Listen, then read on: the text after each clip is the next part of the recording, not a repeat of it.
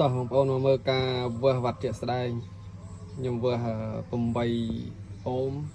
និង4អូមឲ្យមើលអានេះຂະຫນាតសម្រាប់លេងសង់ក75មកគូឬក៏3គ្រាប់ណែគ្រប់កម្លាំង OMS របស់វាជួយមើលគ្រប់យ៉ាងម៉េចយើងចាំគណនាវត្ត OMS ទាំងអស់អានេះHybrid 4 Fight អញ្ចឹងខ្ញុំតេស្តជាមួយ switching របស់វាស្រាប់អានេះHybrid 2500 វ៉ាត់អញ្ចឹងខ្ញុំបើក power លឹបដំណើរការអញ្ចឹងអានេះភ្លើងសងខាងវា180មួយខាង90 វ៉ុល91 វ៉ុលកន្លះអានេះវ៉ុលខាងចេញអានេះចរន្តអញ្ចឹង frequency ខ្ញុំប្រើវា1 kHz និងវ៉ុលភិចទៅភិច 2.5 អញ្ចឹងចាំមើលតែ8អូមតែជាក់ស្ដែងវាបានប្រហែលវ៉ាត់ហើយតង់ចុងចំវាធ្លាក់ប្រហែលវ៉ុល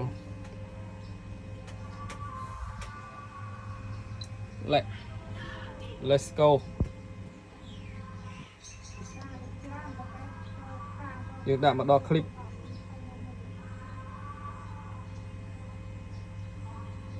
មកដល់คลิป56 6.1 អាំពែម្ដងទៀត1 2 3ដល់คลิปបាន56.6 6.2 អាំពែតង់ចុងធ្លាក់180នៅសល់167អានេះ8អូមចេញគុណ56.6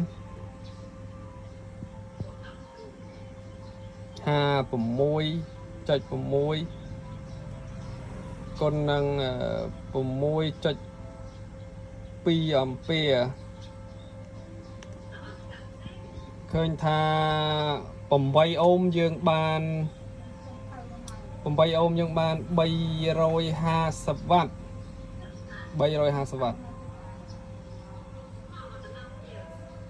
អញ្ចឹងខ្ញុំតេស្ត4អូមឲ្យមើលតើវាបានប៉ុន្មានអានេះ8អូមនេះ350 វ៉ាត់ OMS អូខេឥឡូវខ្ញុំរៀបចំតេស្ត4អូមមួយទៀតអូខេឥឡូវខ្ញុំ install 4អូមនេះហើយអញ្ចឹងយើងទៅម្ដងទៀតចាំមើល4អូមបានប្រមាណ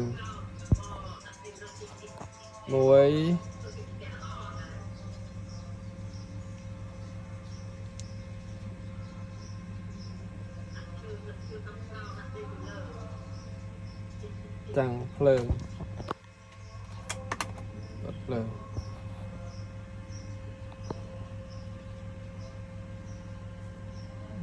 2 3 4អូមម្ដងបានប៉ុន្មាន1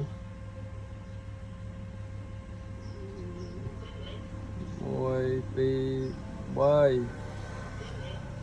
3ជាប់បន្តិច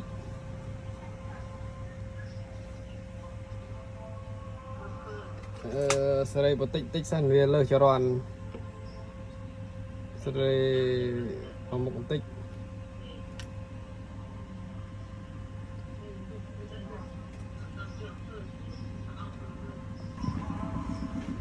តែមកទីមកយើងសេរីបន្តិចឡើងបន្តិច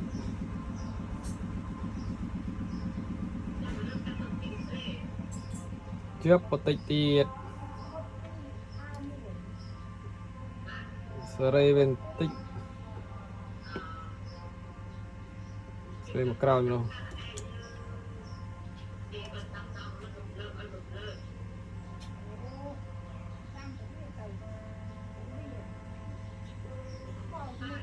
51 11.8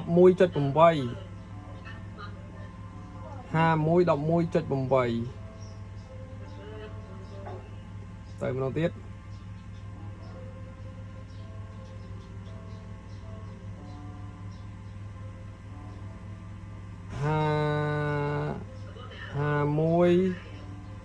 11.8 51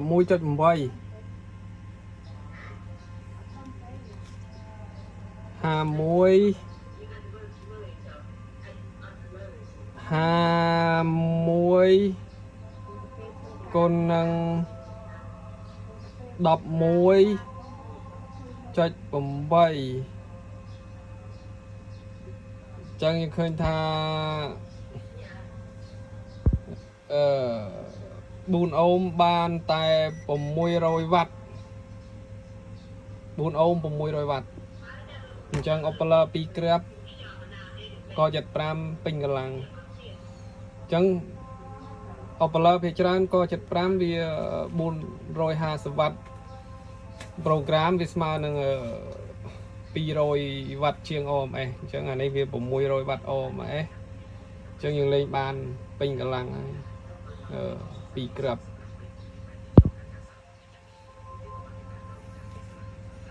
អូខេ good អរគុណ